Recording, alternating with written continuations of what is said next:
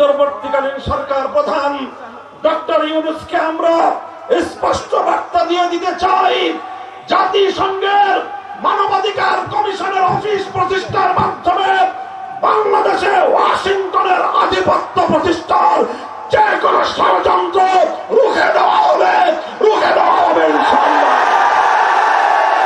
আপনারা নীতি নির্ধারণী সিদ্ধান্ত গ্রহণ করবার জন্য আগামী সরকারকেই আপনারা সে দায়িত্ব অর্পণ করে দেশের কল্যাণে আপনারা ভূমিকা পালন করবেন বলে আমরা আশা করছি।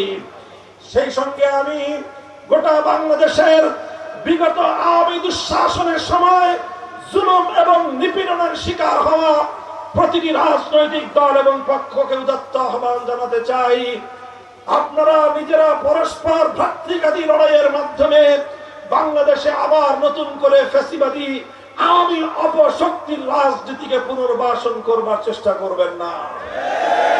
আমরা রাজনৈতিক প্রতিযোগিতা করব, কিন্তু সেই প্রতিযোগিতা যেন হানাহানিতে পরিণত না হয়, সেজন্য বিএনপি, জামায়াতে ইসলামী, এনসিপি সহ সকল দায়িত্বশীল রাজনৈতিক মহলগুলোকে আমি উদাত্ত আহ্বান জানাতে চাই।